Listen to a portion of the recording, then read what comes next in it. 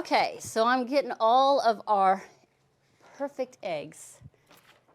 And I actually named it the perfect fabric egg because it's something I've been working on for a while.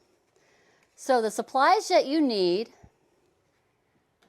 to make the perfect fabric egg is the Martelli template set. You actually get all 5 pieces in a set.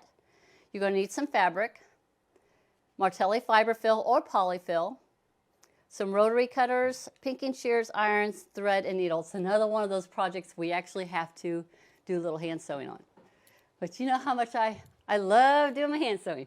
Maybe some clips, maybe some pins that'll help you.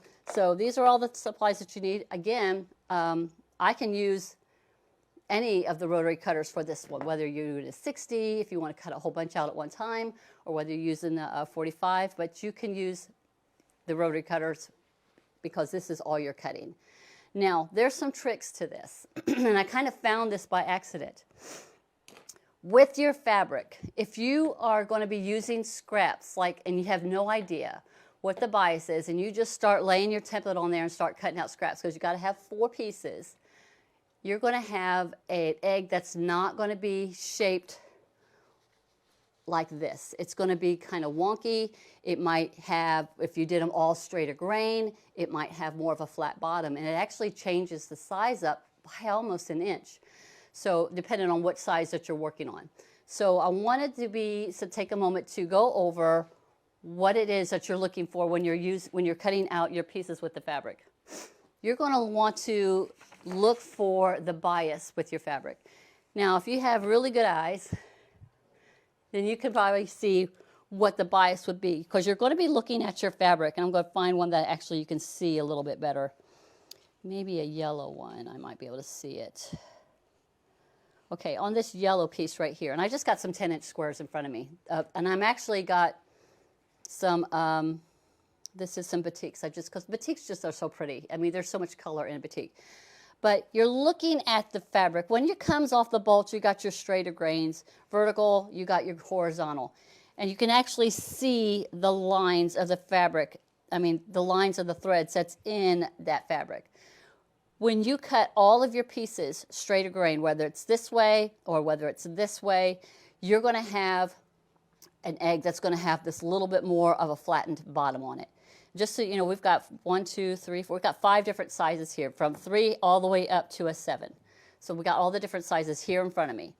So if you're cutting straighter grain, either vertical or horizontal, you're going to have more of a flat bottom on your eggs. And I don't have the actual one here, but you're going to have more of a flat bottom.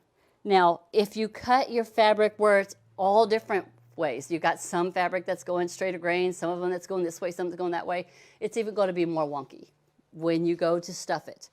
Now, if you need to find your bias, so the bias is the angle from the horizontal and the vertical. When you take your fabric and you kind of just pull on it this way and you pull on it this way, there's not much give. But if you pull it this way and you pull it, from corner to corner, like if you have a little 10-inch square in front of you, that's your bias. That's where you get your stretch on it. And we all know about the bias. We use the bias when we're going to attach binding to curves. It just gives it a little bit more of a movement around it. So you're wanting to be cutting all of your pieces on that bias. So instead of laying your template horizontal or vertical, you're going to have them going either direction, but on that bias. So that's what you're looking for in cutting out your pieces. When you cut them on the bias and then you go to sew them together, just remember you got all that bias that's going on there, so you got to be very careful in your sewing it together. Don't stretch or pull it, just let it feed through the machine as it's going. And when you go to stuff it, you're going to have that perfect rounded shape that you're looking for. As someone said, like a football. So I didn't even think football. I was thinking it looked like an egg. So the only thing that I struggle with is my stitching. My stitching just doesn't make it, I'm just not really good with the ladder stitch, so bear with me on that one. But it's going to give you more of this rounded look, and it actually gives it to the size that I want it to be. Like this one here, I believe is the, I think this is the 6. And if I set this on my mat, it is right at 6 inches from here to here. Here's the 7. It's even bigger, but I got a nice rounded bottom to it, so it looks like an egg. So we got the 6, the 7. Here's a 5. Here is our 4 right here. And here is our little one. This is our 3. So we got all the sizes right here. So you got to have 4 pieces cut with it. So I'm going to grab this little 5 right here, and I'm going to grab 2 pieces. And I'm going to do this blue and this yellow. I'm just going to have my fabric just kind of stacked up. And again, I'm checking for my bias. So we already know that this is here and here. There's my straight of grain, horizontal, vertical. And then here's the same with the blue, horizontal and vertical. So I've got to cut out 2. So I'm just going to go ahead, knowing I've got to cut out 2. So I'm just going to kind of fold this over. I'm going to get 2 of them cut out just like this. And of course, when I'm using, say, the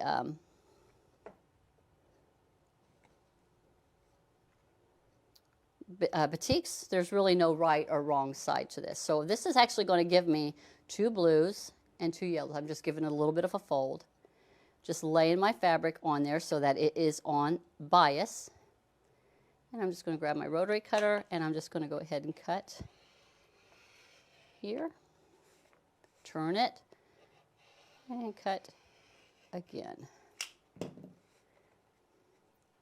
And now I've got my 4 pieces right here that are cut on the bias.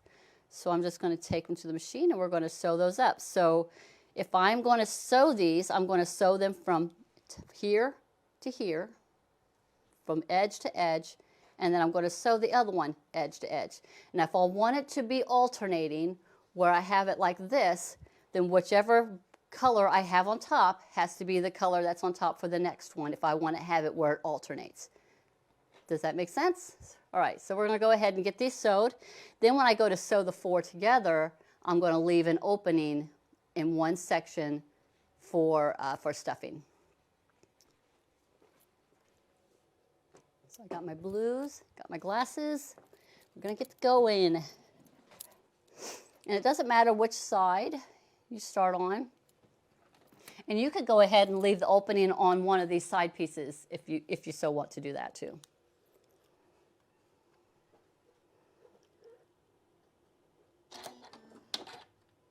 I'm going to actually get my little fabric starter here.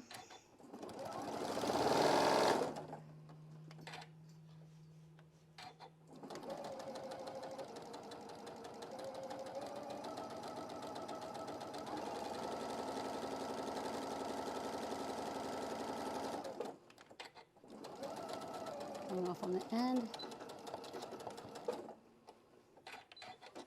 And there's my first one. Now I'm going to sew the second one just like I did that one. Make sure I don't need it. There we go.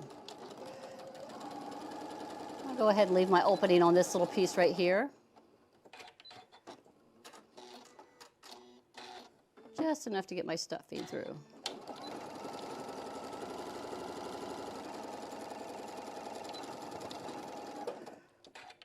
All right.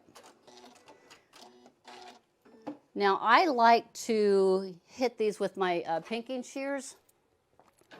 I find it just makes them be a little bit smoother if you clip your curves or you go ahead and use your pinking shears and just trim that away. Just be careful not to trim too close so you don't want to pop anything. So I'm just going to give it a little clip on both sides.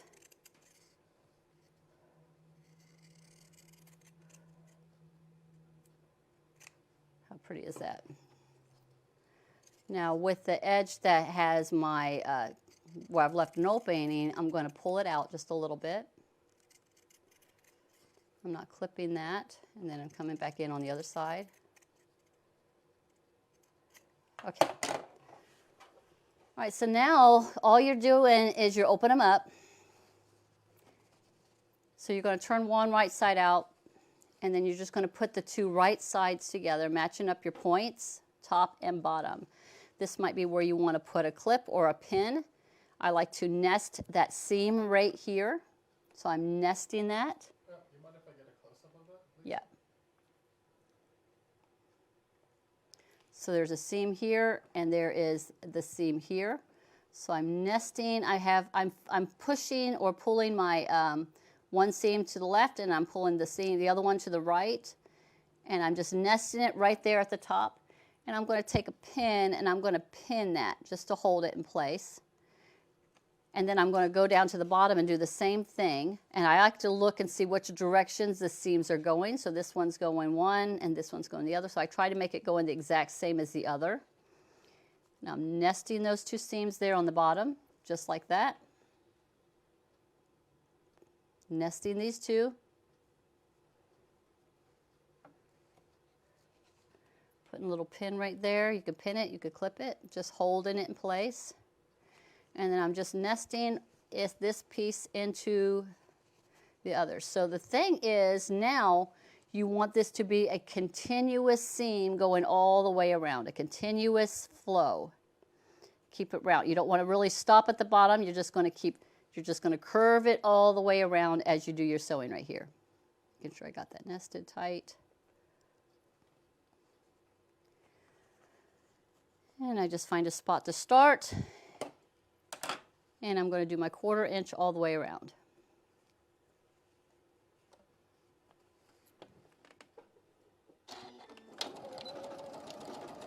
If you haven't left an opening, then you're going to need to leave an opening somewhere here. Now when I get to the top point, I just curve it around.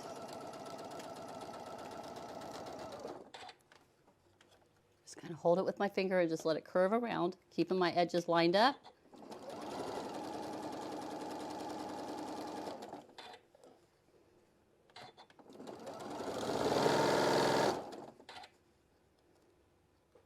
Coming up to the second seam, I don't want to have any stopping or jerking as I go across that bottom. I just curve it on around.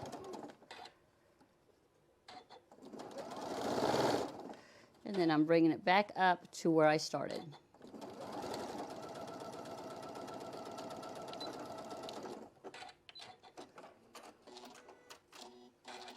Now I take my pinking shears and I trim away a little bit all the way around.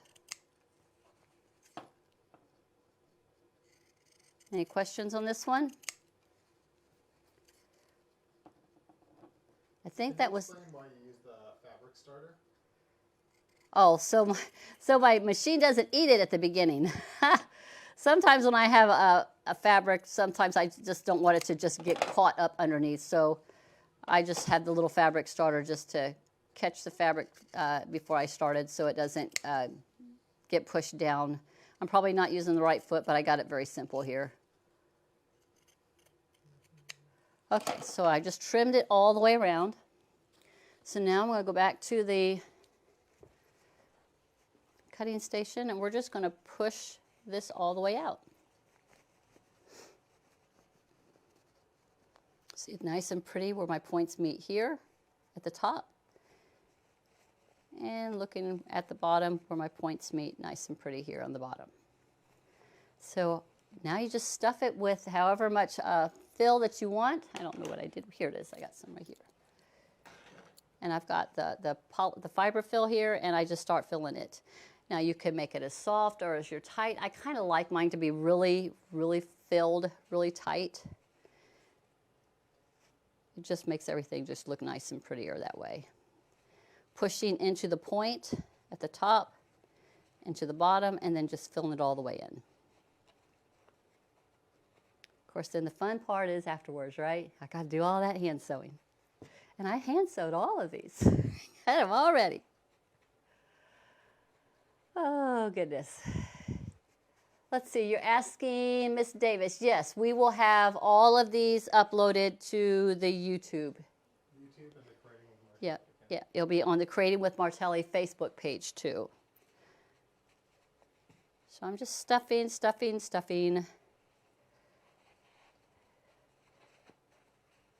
See how it's starting to take shape and it's just rounded and smooth? Give it a little bit more. We're going to get it nice and full.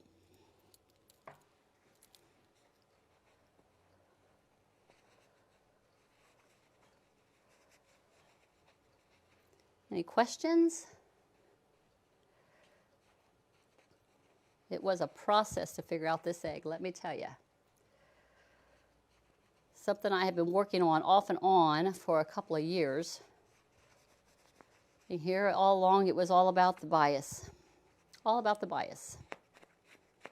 Could never figure out why it would just look wonky. So I'm just pushing everything in. I'm getting it nice and tight, filling in all the spots. Maybe a little bit more.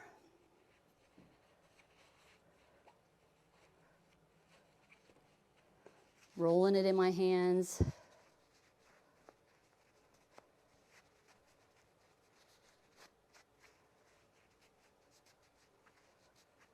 Needs a little bit more stuffing, but it's getting there. What do you think? Look at that rounded bottom right here. That's what I'm looking for. And that's by using all of your pieces to be on that bias. So that is what I call the Martelli Perfectly Stuffy Fabric Egg. Hope you all enjoyed that one. It was, again, something I've been working on for a while. And here all along, it was all about the bias. So have fun making these. Who said, you know, eggs are expensive right now. Make some eggs. There you go.